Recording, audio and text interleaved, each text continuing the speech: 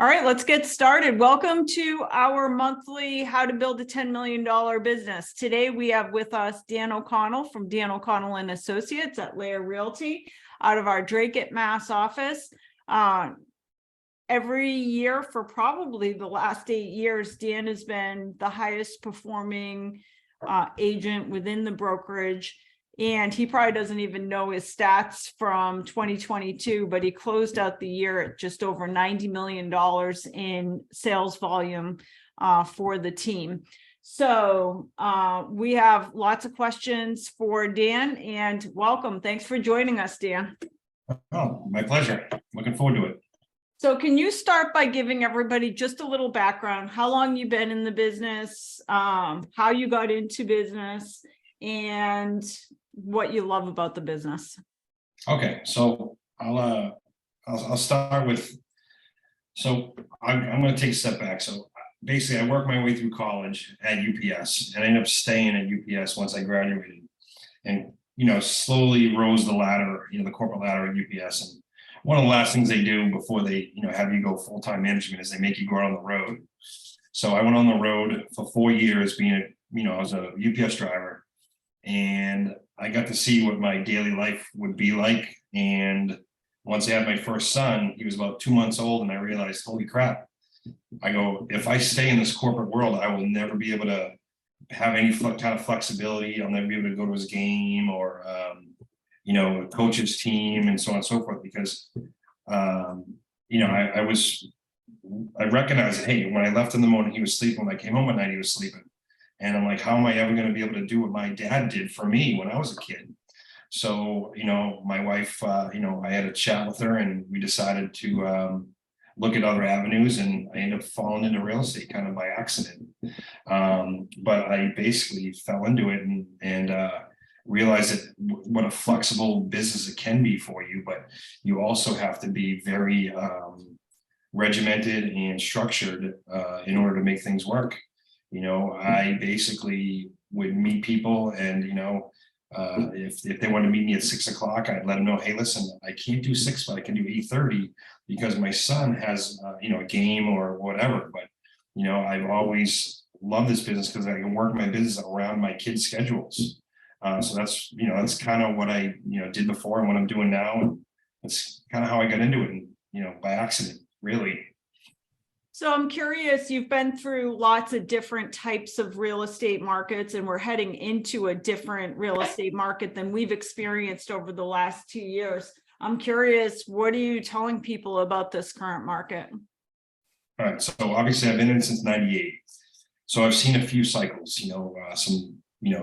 some different ones. I always, basically what I tell people is, listen, I don't have a crystal ball.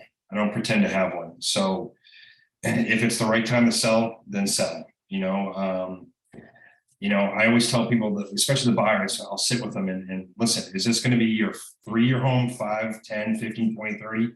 And they got to look at it like that, because I fell victim to that. When I bought my brand new house in 2004, I told my wife, I said, listen, I go, this is our 30-year house. So it doesn't matter what happens over the next 3 years, because we're kind of 2004, 2005, I kind of had an inkling that things were, a little bit crazy, that something could happen.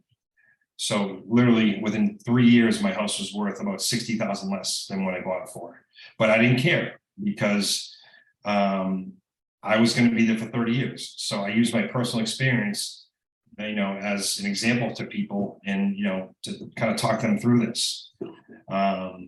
So sellers, obviously, it's a great time to buy. I tell them that because they're getting top dollar. Even right now, I just lost out an offer 2 days ago. Actually, it was a team member. They went $70,000 over asking price and didn't get it. So there's still a lot of craziness going on in this market. So sellers, I'm definitely telling them, still now's the time to sell. And buyers, obviously, I just educate them and just tell them about my own experience. And if they're looking to get out of something within 2 years, it's probably not the time to buy that. But there's still there's always deals out there. You just got to look for it. You got to work hard. One of the things that's interesting about your business is you go out and try all kinds of stuff as far as marketing. Do you have any advice for agents? Like, is it a good idea to buy leads, or how do you know, whether to sign up for the next shiny marketing program that promises leads? What's your advice? Okay, so I'm a big believer in referral companies. Okay, if you can join a referral company where you're paying, say, 25 to 35% for a referral for a seller or a buyer, I think you're much better off. When I got into this business, I had zero money. So I did open houses. So I literally did 4 a weekend for 2 years straight. And that's no lie. That's all I did was open houses. And that allowed me to not have to spend money on, lead generation. I know a lot of people do Zillow. I get it.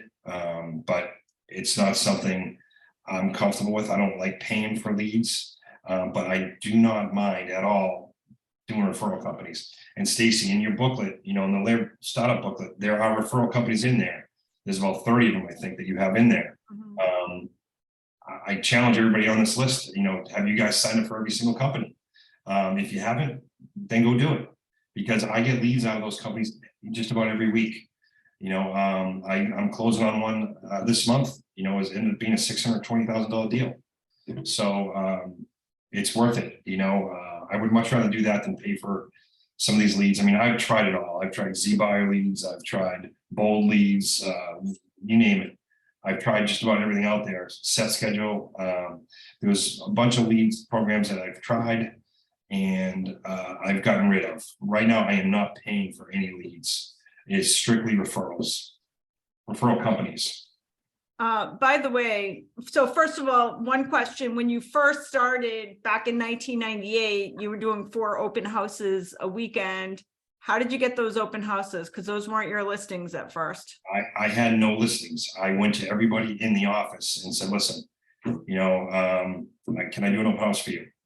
Everybody was, of course. Like, when you've been in the business for 15, 20 years, you really don't want to be doing open houses or working weekends if you don't have to.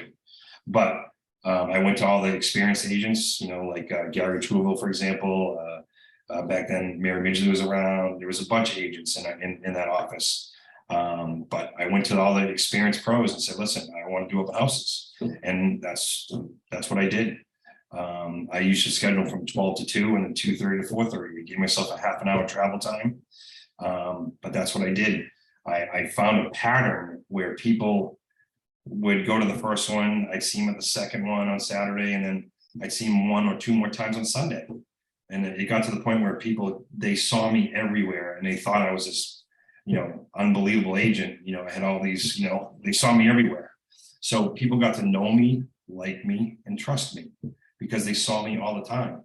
And, even if people came in, they said they had agents, if they're there, I always say, listen, if you have questions, I'm here for you. But I can't tell you how many times people ended up saying, listen, my agent, doesn't answer my phone call, whatever. They end up picking me as their agent after, I never went after that business, but they came to me, after the fact. But, get out there, what are you doing on a Saturday, Sunday? It's a great way to get business. And just to be clear, because when you go to a high performing real estate agent who has listings, you weren't like sending one email and saying, I want to do your open house and then waiting to see if you get a reply. So what was the process? So again, this is 1998. We had Tuesday morning meetings, okay, where, we used to go around to everybody's new listing. We used to do caravans and stuff. So again, back then we were in the office, and that's, even to today, I'm still a big be in the office guy. I used to, when I first started, I had nothing going on. So I would get there, say 80-30 every day, and I'd stay there 5:30. Even if I had nothing going on, what I did was I learned everything I could about the business. I read, and back then I had a laptop. I would read everything I could on realtor.com or realtor.org, anything I could, I would read it. And I would study the market, so I knew every single house in Dracut, what the price was. I knew everything, so that when I was at a party, people would find out I'm in real estate and we could talk about it. And like I said, I knew every single property back then. It was, back 98, 99, it was probably 50 or 60 listings, but I knew them cold because I had nothing else going on. So that's what I did. I studied everything about the market. One of the things that's really interesting about you, you're one of the highest performing agents within the brokerage. And I want to know what your experience is with working with other real estate agents, because my experiences with you is that when your phone rings, you answer it, which I think is highly unusual in this business. What are your thoughts? Well, you hit the nail on the head there. So I had a gentleman in Chelmsford call me about a month ago, and he said, wow, he's like, you answered your phone. I'm like, well, yeah, you called me. And he said, you're the 7th agent I called off of Google, and you're the only one that picked up your phone. So I got the listing. We're closing actually the 20th, which next week. It's just from picking up my phone. I'm amazed at how many agents don't pick up their phone. My voicemail, if I don't pick up, it'll go to my assistant. But I typically will pick up every call I can. And granted, there's a ton of garbage calls you get, but I literally, if I know it's a sales call, from some spam guy, I'll end that quick. Mm-hmm. But I pick up my phone as much as I can, and I strongly suggest everybody do the same, because if you want to set yourself apart, answer your phone. It's pretty simple. Things I do in my business, it's nothing like earth shattering. It's just it's doing the basics. Mm-hmm. So you have a couple of different niche businesses that you do. So for example, before the program today, I was telling Dan, I get requests every single day through our Happy Agent system of agents that say, I want to be involved in bank owned and foreclosure business, etc. And you do get that business, and you have for, I don't know, more than a decade. And do you have advice for agents that say, I want to get some of that business? Yeah. So if it's okay with you, Stacey, I'll go into this a little bit. So back when 9/11 hit, okay, basically the real estate market stalled for about 8-9 weeks. Everybody was in shock. So as a newer agent, only having 3 years under my belt, I was panicking. I'm like, oh my God, what am I going to do? I have 2 kids now, that are under 4 years old. I need to make sure that I can provide for them, so on and so forth. So I sat and I just brainstormed, like, all right, what sells in a good market? What sells in a bad market? What can I do? So back then I stumbled upon BPOs, broker price opinions. So I started doing that just to make sure I had a consistent paycheck, every week, month, whatever it might have been back then. So I was doing, BPOs for $40, $50 a piece. And that actually kind of had me stumble onto the REO business. Now, listen, the REO business is very difficult, and you don't make a lot of money. I'm going to tell you this straight up, but it does open up avenues, because you get, obviously you get buyer calls. 99% of the time, I'm making a lot less than the buying agent selling the house. So say it's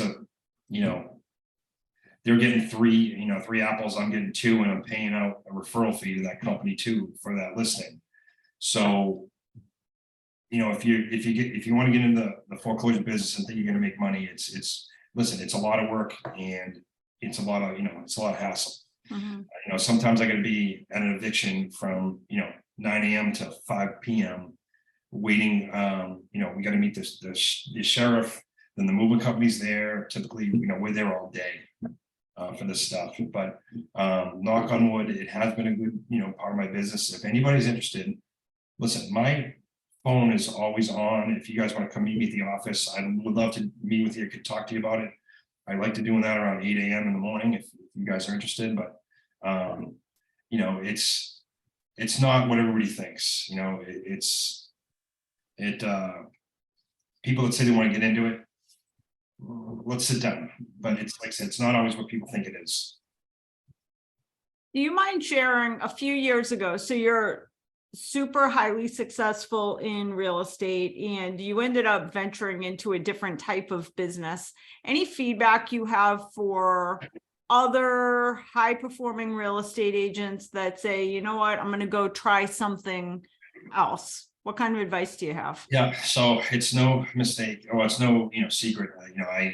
I'd fallen in love with the concept of owning a restaurant. I wanted to own a bunch of restaurants. So I had actually initially looked into Five Guys franchise, and because I was trying to diversify myself. And so I had stumbled onto a gentleman who used to work for Remax back in the day. He was selling franchises for this one particular brand. And I ended up getting into that, big mistake. And I was in and out of there in a year and a half, but I had about $750,000 I ended up losing into that business. And I kicked myself because, obviously I could have bought so many more rental properties, with that money. That's like one of my biggest mistakes, obviously, that I've made in my career is, not investing more into this business, rental properties. I should have bought more when I was in 1999, 2000, 2001. Mm-hmm. But yeah, like I said, I got caught up.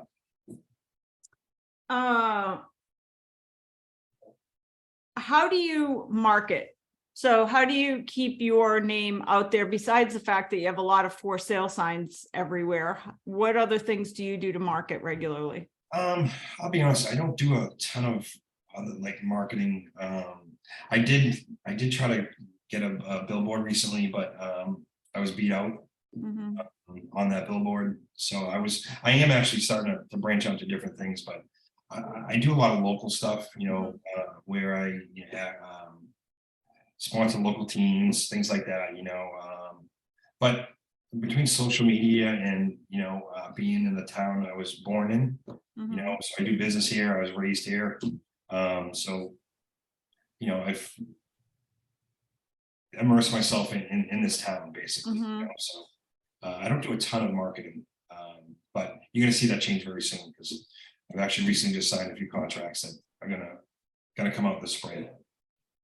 You also, as a part of your niche business, you tend to have builders that seek you out. They want to work with you because they believe you will get their property sold for more money. How do you get builders to call you? Well, when I first started in the business, here's one thing, agents can do is just go searching for land, go look for land and, reach out to the homeowners or the landowners. And, if you can control the land, then obviously, you can have some say with the builders, so that's what I did in the beginning was I did a lot of land searching too. And, at one point, obviously, I had a partner, we were building homes ourselves, but I got out of that business too, around, the 08 timeframe. It just didn't make much sense anymore, but, it's something where if you have something that the builder wants, obviously they want to work with you. So I'm not afraid to, knock on somebody's door or go seek somebody out to try to get the builder a deal, So, I've had, doors slammed in my face, you can't be afraid of talking to people. You got to be willing to go get that deal for the builder. And maybe that could be one of the reasons why I don't mind doing a little extra work, networking, trying to find out who owns what and so on and so forth. Do you ever get in a funk where there's just not a lot of business coming in? And if you do, how do you get out of it? Stacy, that's a great question. It's so easy. Just book a vacation. Because every time I go on vacation, either right before people are calling me or, during. Last week I was in Aruba and literally got a call from somebody looking to sell. They interviewed 4 agents. I wasn't there, but I sent my assistant. I just went and met her yesterday and we got the contract. So, like I said, I explained to her, right? I called her from Aruba, talked to her and just let her know, hey, listen, I'm away. But I will, I can have my assistant call you, and we ended up making everything work and she was happy. And we beat out 3 other agents. I was the 4th agent. that's awesome. Again, from Google. So one of the things that you did back when you were a newer real estate agent, you used to constantly travel the state, like meeting with high performing real estate agents. How much do you think that impacted your business? You know what, it impacted me a ton because I looked at these people and I'm like, wow, how are they doing this? And then as I got to meet everybody, like you remember Candy Owen, right? Mhm, I looked at this woman, I'm like, oh my God, like this woman's doing an incredible amount of business. Why can't I do this? mhm. She was very gracious with her time. She was just one of them.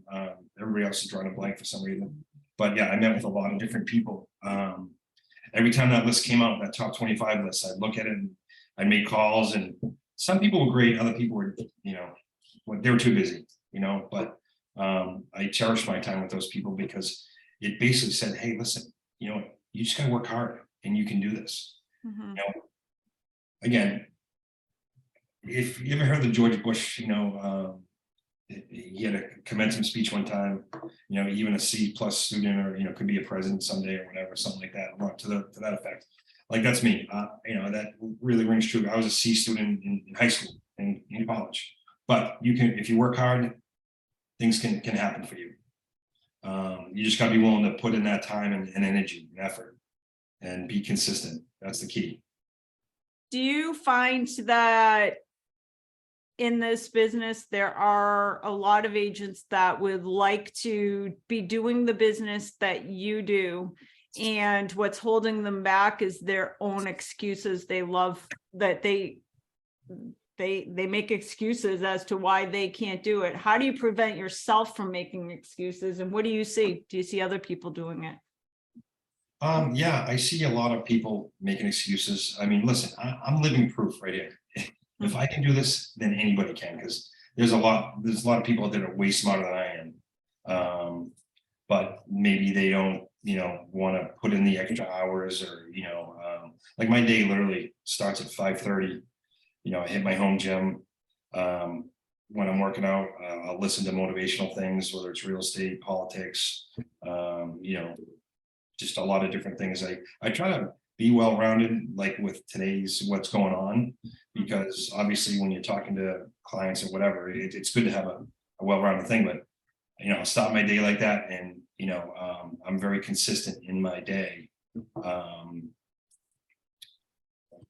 What was the question again, Stacey?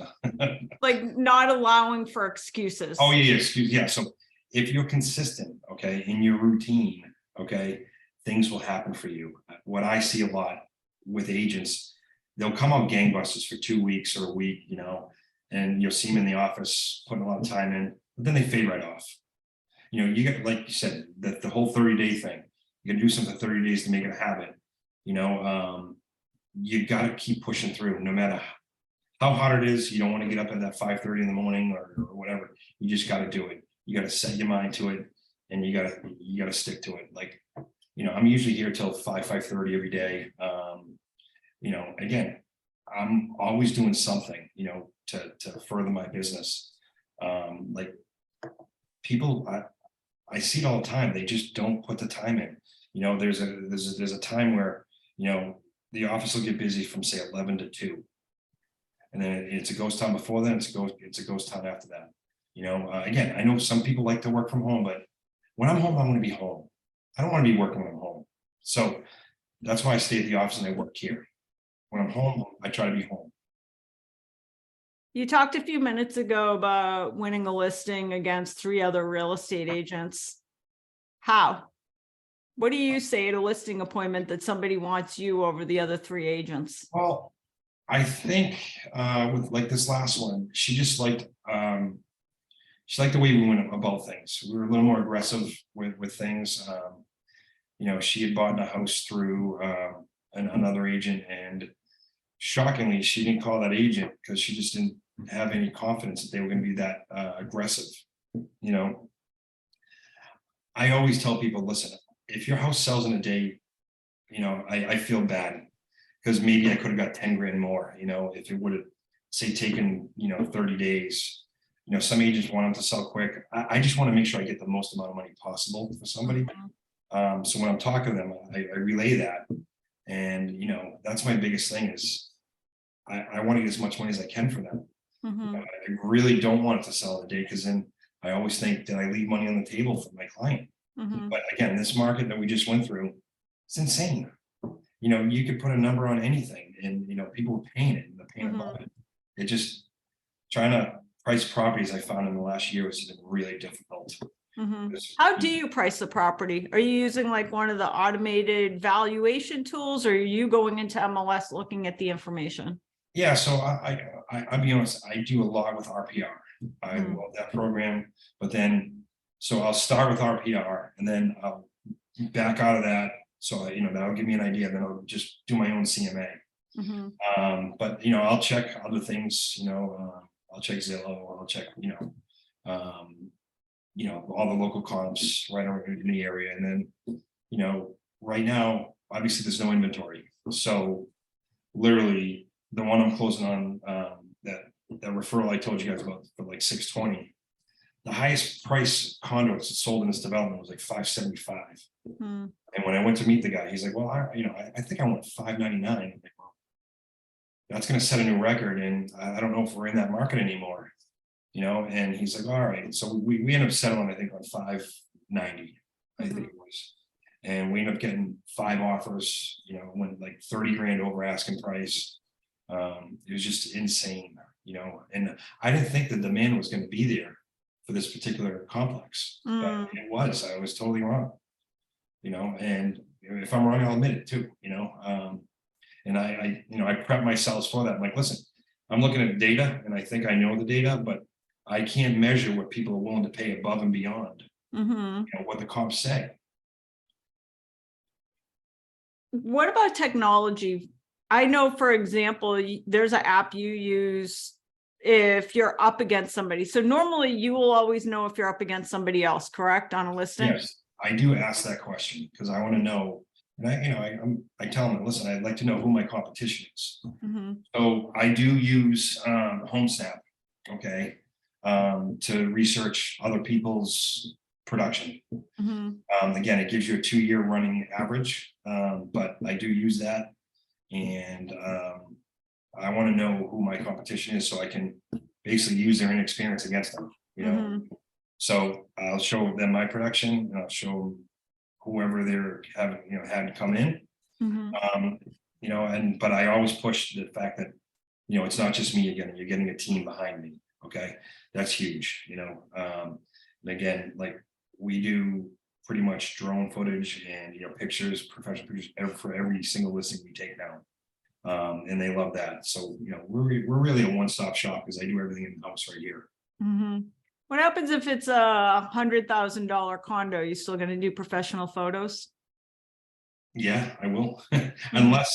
Unless it's a mess. Mhm. You know, like a lot of times we'll just do one photo. Mhm. And then, you know, then I dread that too, because then we get the phone calls, why is there only one picture? You know, Mhm. blah, blah, blah. It's like, oh my gosh. Mhm. Um, but yeah, so for $100,000, like I said, it all depends on the condition, but it might only be a couple pictures. Any other technology that you depend on for your business? Obviously, you know, my phone is huge, my laptop, that's really it, you know. I actually, you know what? You turned me on to this a long time ago. I believe it or not, I am still using, hold on, let me pull it up because I'm trying to blank now on the Umail. I still use Umail, believe it or Yeah, not. I still use it too. Yeah, and people love it because it says, hey, Stacy, Dan is on his call right now, you know. Mhm. But I still love that. And people they're like, oh my God, how did they know, you know, how did that Mhm. know my name? But that's been great because you know you can you know it sends it into text message and it also you know it deciphers it through an email for you too. So I can forward that off to the right people that I need to. But Mhm. yeah, it's a great you know tool for me. In addition to selling your own real estate, you also run a real estate team. What does that look like? Like, are there meetings? How do you select people for your team? How do you keep people motivated? All right, so keeping people motivated is very difficult. So I try to lead by example. I hope that people they see what I'm doing and they'll want to do it just like I am. But I used to have team meetings. I don't do that anymore. It's just, it got too difficult, and it's hard. So basically, my door's open. If you need me, come see me, call me, whatever, if you're on my team. I always, if you can't get me, you can get my assistant Don, but we're always available, one or two of us anyways. And I always let people know, get me in the morning. That's the best time to get me, from say 7:30 to 8:30 before the day really hits. That's a good time for me to sit down, but I always make time for people, throughout the day if they need me. You just mentioned that you have an assistant. So is that like a paid, like a salary? Somebody's there all day? What does the assistant do for you? Yeah, they're a salaried employee, so they're basically an extension of me. Mhm, So they're there to basically support me and the team. mhm. So a lot of the questions actually filter through him. He's been great. We actually, if you come to buy the Trinket office space, we just literally, my wife came in yesterday and we redid the entire office upstairs here. Awesome. I moved my office to a different one, and we moved about 15 desks around. Mhm. It looks totally different now. When it comes to keeping agents motivated, my first question is, we're at a time of year right now, first of all, a shifting market. The market's very different than it was over the last 2 years. And like realtor dues are coming due. We're starting to see agents just get out of the business. Who should get out of the business, by the way? Well, if you can't talk to people, you're never going to do this business. If you can't go strike up a conversation with a complete stranger and prospect for business, you shouldn't be here. You have to be comfortable talking to people. If you can't be comfortable, speaking with a complete stranger, then I don't know how you're ever going to do this business. But it's a business where it's all about people. Mhm. You got to treat them right, do the right thing. You got to look them in the eye. If you can't look people in the eye like that, I always notice that if agents, you're talking to them, if they can't look you in the eye, then it's like, all right, like they can work on it, but there's just like a lot of little things. Mhm. When I went to what do you call it, college, I had a minor in psychology and sociology, so like a lot of that stuff I kind of learned back in college. That I kind of It's a good point, because one thing I know, I'm going to ask you in a second about what a day looks like for you, but I know you get there, you're the first one to the office every day. Like, you don't show up in sweatpants. You're like ready to work. Even if there's no appointment, you're ready for an appointment. Yeah, because listen, the phone rings, when the phone rings, you got to be ready. I granted, I'm not in a suit every day, but I am presentable enough where I can get a listing if I need to. Mhm. It's funny to watch how this business has changed over the past few years, and jeans are so much more acceptable nowadays. But Mhm. I'm always dressed appropriately. Let's put it that way. And most of your clothes alert people that you're in real estate. That is, yeah. So I do have a lot of layer gear. Mhm. It's a great conversation starter. I always try to wear something, because people will ask you. Like, I'm not a name tag guy. I've never been a name tag guy. Mhm. And I'm not smashed on those people. But if you have something with layer or real estate, why not wear it and get the conversation started? It's something that, don't be a secret agent, right? Was that a book or something? Yes. Yeah. Mhm. Yeah, don't be a secret agent. Let people know you're an agent. Let's talk about conversations, because that's really one of the very interesting pieces of your business. And things might have changed, so I'll ask you about that in a second. But over the years of building this massive business, so for anybody that came on late, like Dan's team did $90 million in transactions this year. And a big chunk of that is just you, Dan. I know you have a big team, but you do most of the business on the team. And what's really interesting from having you on past webinars is that it wasn't built by spending millions of dollars on Zillow. It wasn't built by doing like huge marketing and mailing campaigns.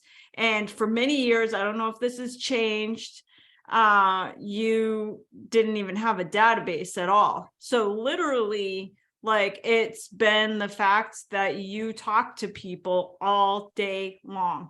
So I'm curious, let's just say you're at a restaurant and you hear the person 3 down from you is having a conversation about, they're thinking about selling their house. It's not your conversation. Do you go say something? And what do you say? Yeah, unfortunately, I will jump in. I'll ask them where their house is, ask them if they have an agent. But yeah, I have been guilty of jumping into that conversation. So it's funny you mentioned that, because I will go to breakfast or to lunch by myself a lot and sit at the counter and just listen, because, that's something, well, one, that's part of my recharge too, is, I'll go out and just, grab a quick 30 minutes, get out of the office by myself just to refresh. But again, that's something that I do that works for me, because, I'm always going to different restaurants too, by the way. And, I've sold so many different waitresses or business owners houses over the years, because they see me, I'm always in the layer stuff. So they always ask questions, oh, you do real estate? Yeah, of course, but it's something where I will insert myself and just be a normal person. Don't try to sell yourself or do anything. Just talk about it, and then get them to, ask open-ended questions where, you can get them to start talking more, I always tell this to, my team is, I always want them to make phone calls, call somebody you haven't talked to in six months and just say, hey, listen, I just drove by your house and I was just thinking of you, and so on and so forth. And then, you're talking about them, and then eventually they're gonna say, hey, by the way, how you doing? That's when you can kind of segue your way into real estate, so as agents, I don't think we do that enough, especially new agents. I love new agents because I love the questions they ask me. I love them teaching them and seeing them take off. I like to help people, and that's like one of the joys I get, is to see an agent make their first sale, or get their first client. But it just, this business is great, and hopefully people will stay in this business, because it's going to get tough. This year is going to be really rough for a lot of people. In past interviews I've done with you, you didn't have a database and you weren't doing any type of marketing. Do you have one now? Okay, so yes, well, for years I had Top Producer. I was paying for something I wasn't using. So part of the coaching program I was in a few years back, I ended up getting Line Desk. I went from Line Desk to Sierra Interactive. So right now I am using Sierra Interactive, and what that does too is it's a lead generation, because it's got a lot of different lead generation aspects to it, and it ties into a lot of my referral companies, which is fantastic, because everything just downloads right to it. It just dumps right into it. It makes my life so much easier now. And plus all my teams on it too, so I keep them on it. Gotcha. All right, what does a day in the life of Dan O'Connell look like? We know you're at the office early, but what does a typical day look like? All right, so again, like, I'll roll out of bed somewhere right around 5:30. I go down to my garage. I'll work out. I have a sauna down there. I have a treadmill, so I'm always listening to something motivational. And then, so I'm usually trying to get to the office. Well, let me back up. So I usually try to get out of my house about 7:15 or so. Then I head straight to the construction site. I'll do about an hour at the construction site, going through all the different houses that are going on, make sure that we didn't miss something, like a window here or door there or whatever, but just checking with all of the contractors. And then from there, I'm usually trying to get to the office around 8:30ish. And that's really when my day starts at the office. So I'm here, for the first hour, say I'll go through emails, see what's pressing, Then we'll go through our pipeline and, see what's closing, do we have to do any smokes? Are we all set? Do we have, our 60s? Just basically, I want a nice smooth transaction. So I want to make sure that we're looking at that every day. And then, we'll look at, okay, any new listings came up. We always check and see what buyer has been the most active on the website looking at their listings. Because then we want to make sure we're paying close attention to those people that are, on there every single day, or, or maybe they went away for 30 days and they just came back. So we'll look at our buyer activity. And then basically throughout the day, it's just, returning phone calls and, trying to generate business any way I can. Like today, for example, I got a listing in Wayland from a contact I made back in 2007 at a conference out in Colorado. The asset manager, called because we've kept in touch via Facebook, and he's a big Broncos fan. I'm a big Patriots fan, and we always had a little rivalry going. And he messaged me this morning and said, "Hey, how about a listing in Patriot country?" I'm like, "Send it over." And sure enough, it's going to be, I don't know, probably $500,000-$600,000 house in Wayland, if not more. Actually, going to be, could be a good flip for somebody too. And basically, I usually wrap up my day around 5:30ish. This time of year, obviously, it gets dark early. It can get a little depressing, but I usually stay here and just get as much done as I can, set myself up for the next day. A few more questions before we wrap up today's program. One thing that's interesting, those babies that you wanted to spend time with, which got you into real estate, are actually in your business now. Any advice you have for other real estate agents who are thinking about bringing family into a business? Well, you know what? One thing I would make sure of before you start bringing people in, make sure you have enough business to do that. Okay. Like I see a lot of agents, they want to bring on another agent or another assistant, but if you're not, if you can't keep them busy, if you're not overflowing with business yourself, then don't do it.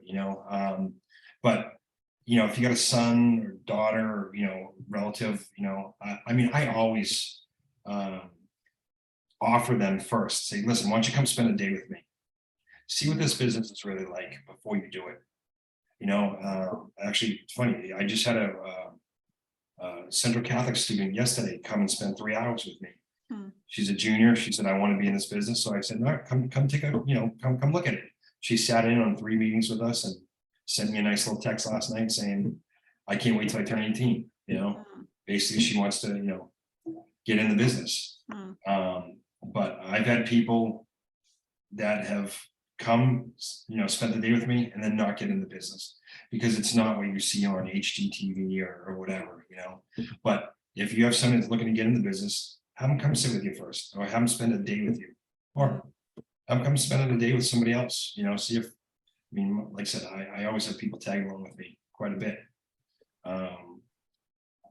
Because there's nothing worse than having somebody in this business that doesn't belong here, one thing about, like, I'd like to see in the future is us raise the bar as realtors. It's too easy to get into our business. It's something where, we all need to take this a lot more serious. It's the biggest purchase of people's lives, Trainers, coaches, books, podcasts, anything that sticks out that you highly recommend to other agents? I tell you what, any of the financial ones, like, I subscribe to a lot of different things on YouTube. I'm just trying to see here, off the top of my head. Like any financial stuff, obviously Joe Rogan's jumping to the top of my thing, but like I said, there's a lot of great stuff out there. If you guys want, I can email you what I listen to after, but I'm not a good book reader, I'll be honest with you. I do love movies that have to do with real estate or sales or anything like that, but I cannot read a book to save my life. I think I've read 5 books in the last 15 years. It just, I can't get through one. my phone's always ringing or whatever, so I try, but I can't. Anything that you can think of from your last 20 plus years in business that was just a complete waste of time or money that you'd say, don't do this? Well, personally, I would never invest in a restaurant again. That's my thing. But one thing I wish I would have did is, I wish I would have bought rental property earlier in my career. I wish I would have done a few more flips here and there along the way. But you know what? One thing that really was good for me was I switched coaches every couple of years. Take what you can learn from somebody and then just jump, because there's so many people out there and everybody looks at things differently. Take a little bit from everybody. And that's why when I used to call those people on the top 25 list, I learned one thing from everybody, a little different. And I kind of used that to my advantage. Being with the same coach for 30 years, it's kind of, things get recycled, I think, over time. And I think if you keep challenging yourself, go, with different people and, obviously step outside your comfort zone, that's one thing I do a lot. I could used to do a lot more of it too, but I just started, reach out to a lot more people that I didn't before, So when you start a conversation or you go to a restaurant by yourself, is it uncomfortable for you? Yeah, because I'll be honest, I'm kind of a shy guy, I'm not, I don't know, So it doesn't come natural. You Oh, just force 100%. yourself because it's part of your business. Definitely not. Yeah, it's something where, it takes work, but you got to force yourself to do it. It's just like eating good, you got to do it. Mhm. I'm constantly challenging myself, with different things, like today, today's my 24-hour fasting. Mhm. I'm not gonna eat all day. I got black coffee right now. Hmm. I always try to do something to challenge myself. Can I do this?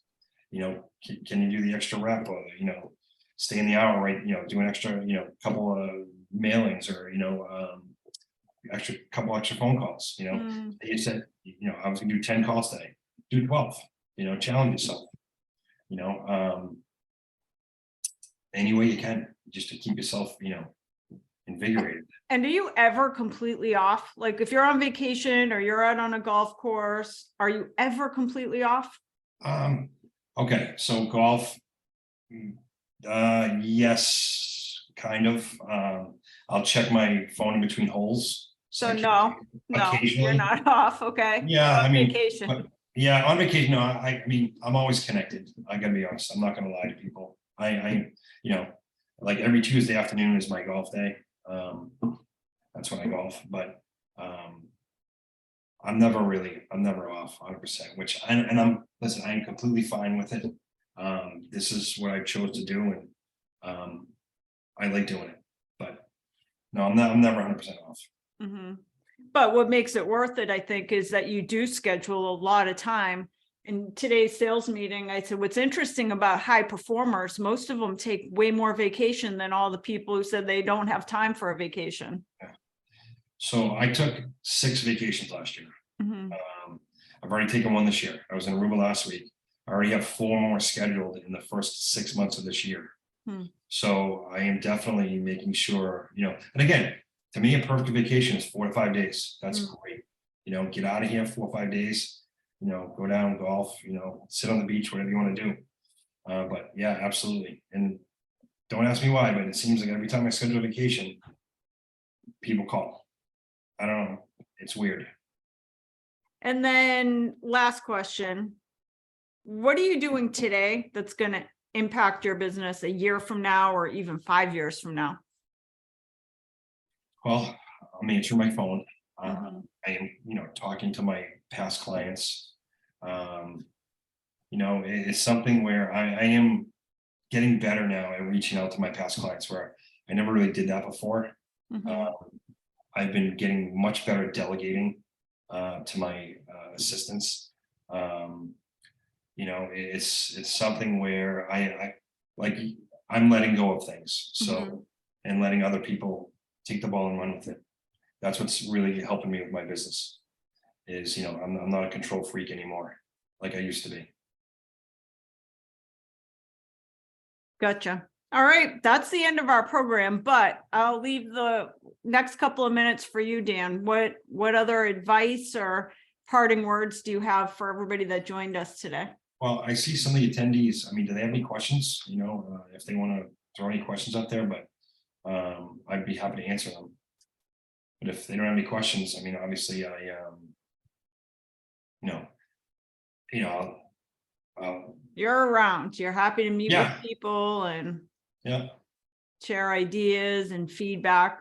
But you're probably, what's interesting about your business, and I think this is like definitely answering the phone, but definitely like consistency and repetition of little things. I always say, what's interesting about this business, it's little things that you need to do.